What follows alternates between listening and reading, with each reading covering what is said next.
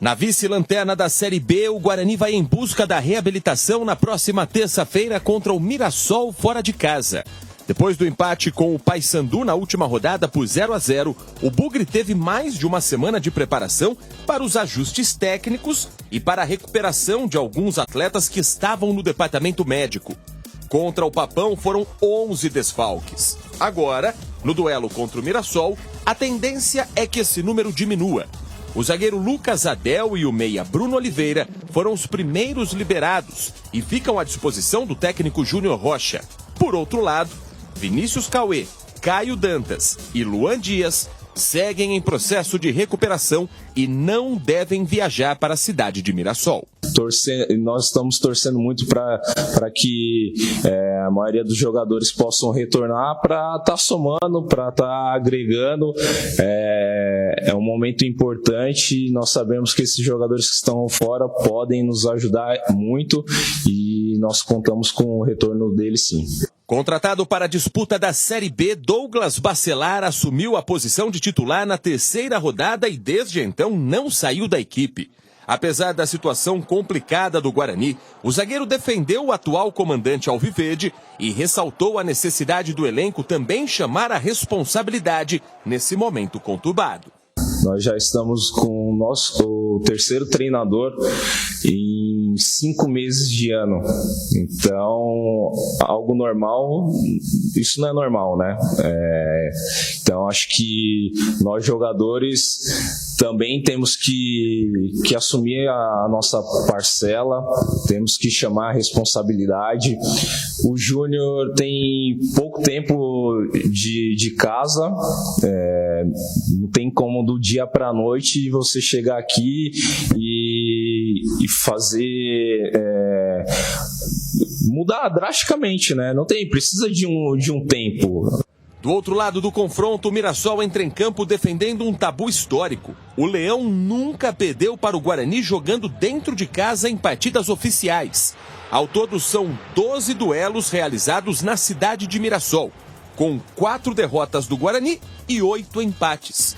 A única derrota para a equipe alviverde foi em um amistoso realizado lá no ano de 1962.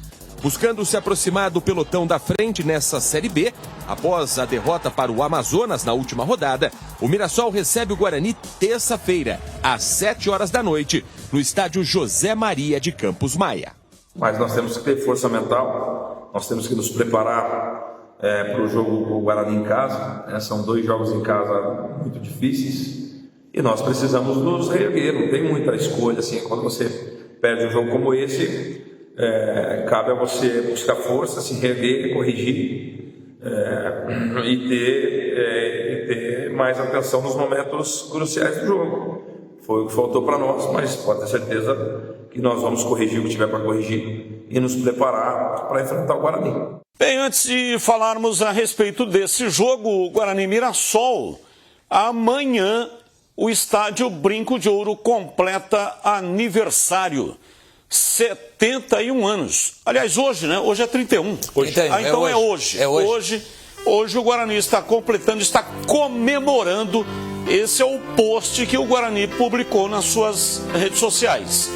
71 anos, dia 31 de maio, o dia da inauguração do estádio Brinco de Ouro. Parabéns ao estádio Brinco de Ouro e parabéns ao Guarani, que não deixou a data passar em branco, pelo menos nas redes sociais, né? Aí está belíssima imagem de um dos mais icônicos estádios do Brasil. Pergunta para vocês dois: qual o maior jogador que você viu atuando no estádio Brinco de Ouro, você estando lá, presente, de corpo presente, não pela televisão, mas estando presente no estádio Brinco de Ouro? Do Guarani ou de qualquer clube? Qualquer clube, o maior jogador da história, o maior jogador que você considera o maior jogador, e você viu, estava lá e viu ele atuando nesse gramado. Zico. Guarani e Flamengo em 1982, o maior público da história do Brinco de Ouro da Princesa oficialmente. Teve um Brasil e Iugoslávia, se eu não estiver enganado, o Brasil Não é Iugoslávia, não. Bulgária. É Bulgária, é próximo ali. Brasil e Bulgária, mas o público oficial... É próximo ali de Feira de Santana. Não, é próximo porque são países da Europa. São países europeus, por isso que eu disse, né? Aliás, Iugoslávia não existe mais. Foi Brasil e qual país que você falou aí? Bulgária. Bulgária existe. E a Iugoslávia foi dividida, né? Sérvia e tal. Então é o seguinte... Então o Zico é a sua resposta. Em 1982, o maior público da história desse estádio, mais de 55 mil torcedores, foi 3-2 para o Flamengo. O coronel Jorge Mendonça marcou os 2 gols do Guarani. E o Zico marcou os 3 gols do Flamengo dentro do brinco. Se você me perguntar jogador do Guarani, eu tenho uma outra... Então fala do Guarani também. Careca, o que eu vi arrebentar mais... Antônio de Oliveira Filho, o Careca, jogadores do Guarani. Agora, de outros clubes, a maior atuação... Oi, tá, me chamando aí. A maior atuação que eu vi de um jogador individualmente foi o Zico nesse jogo espetacular de 1982, que valia a vaga para a final. E você, CH? Nesse jogo eu estava assistindo. No estádio? No estádio. Eu vi o Zico fazer os 3 gols. Eu estava no estádio. E o maior que eu vi jogar... no estádio foi Fernando Fumagalli. Esse foi o maior que eu vi jogar. É a clássico que não se fabrica mais, que eu estive, mas porque eu estava trabalhando, efetivamente, né? Não tinha tanto hábito. Nesse jogo eu fui convidado por um primo, nesse jogo do Flamengo contra o Grêmio, contra o Guarani. Eu fui convidado por um primo que mora no Rio de Janeiro, que é flamenguista, e eu vim assistir o jogo na torcida do Flamengo, assistindo esse jogo do Zico, por isso que eu vi o Zico jogar. Esse jogo do Guarani contra o Flamengo, se todo mundo que fala que estava no estádio realmente estivesse... Mas você está duvidando de nós? Não estou falando de vocês. Estou falando que pessoas aos quais eu converso... Eu já ligo para o meu advogado, hein? Eu também. Isso é bullying. Então é igual o Maracanã. Se todos que falam que estavam no Maracanã em 1950... precisaria de um estádio para 1 milhão de pessoas. Então é impressionante como pessoas comentam, estou falando no caso torcedores, né? Eu tava comentam que estavam lá no estádio Brinco de Ouro nesse jogo. A Javari tem capacidade para 5 mil torcedores.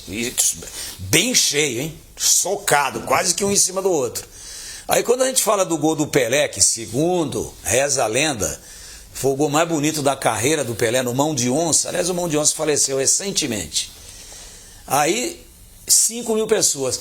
Todo mundo daquela época que eu converso, ou ele estava, ou o pai dele estava, ou o avô estava.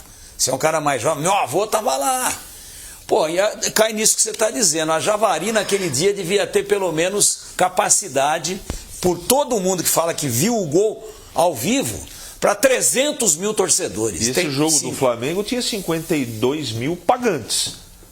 Tem o pessoal também que entrou sem pagar, né? Então o público é muito grande. E para o Joelmir Betting, a gente fala muito do gol do Pelé no Mão de Onça na Rua Javari, que não foi filmado. Para o Joelmir Betting, que criou o gol de placa, Joelmir Betting, que era de Tambaú, aqui no interior de São Paulo, né? Ali próximo de Porto Ferreira. Para o Joelmir Betting, o gol mais bonito do Pelé foi contra o Fluminense no Maracanã, onde ele dribla o time do Fluminense inteiro e faz o gol. E aí ele manda confeccionar uma placa a respeito do gol, e daí a origem, quando é um gol muito bonito, o gol de placa. Aquele foi um gol que gerou uma placa. A origem? Na data tal, Edson Arantes do Nascimento, o Pelé marcou um gol extraordinário, driblando o time inteiro, neste estádio, e eu estava presente. O Joelmir era repórter de campo, estava atrás do gol. E o Pelé sai lá jogando pedra para a torcida lá. O Zorzinho era o goleiro. O Zorzinho estava no gol, ele que tomou esse gol. Não, do Zorzinho foi um outro. O Zorzinho foi frango, esse daí não, foi mérito do chutador. Não era o Zorzinho. Guarani pega o Mirassol, estamos falando aqui de 9 meses sem uma vitória fora de casa. E tem uma outra questão que é estatística. A estatística não entra em campo, mas futebol tem dessas coisas. O Guarani até hoje conseguiu uma única vitória em 13 jogos diante do Mirassol jogando lá. E no geral, o Mirassol também ganhou mais do que o Guarani nesse confronto. Então, são tabus que precisam ser quebrados. Guarani vai quebrá-los? Acho pouco provável. Eu vou torcer para que quebre. Essa é a minha torcida pelo Júnior Rocha, que é um bom treinador, é um cara honesto, trabalhador, pelo grupo de jogadores que está tentando de alguma maneira, cada um com a sua limitação. Mas qualquer resultado, para mim, pelo que eu assisti até agora, pelo que foi apresentado, algo diferente de uma derrota do Guarani lá, eu estarei surpreso positivamente. Agora, pelo time, pelo desempenho, pelos problemas físicos que o time tem, muita gente no DM, pela limitação do elenco. E não acho o Mirassol um super time, tá, gente? Não acho. É que o Guarani não faz o mínimo exigido para um time que quer pelo menos permanecer na Série B do Campeonato Brasileiro.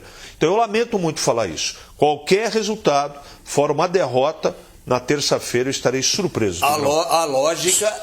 Só para colocar os números. A lógica é Mirassol ganhar. É o Mirassol ganhar. Agora, eu também espero que deseje 13 Guarani jogos realizados lá em Mirassol. Em Mirassol. Uma vitória do Guarani, 8 empates e 4 vitórias do Mirassol. No geral, 19 jogos, 4 vitórias do Guarani, 9 empates e 6 vitórias do Mirassol.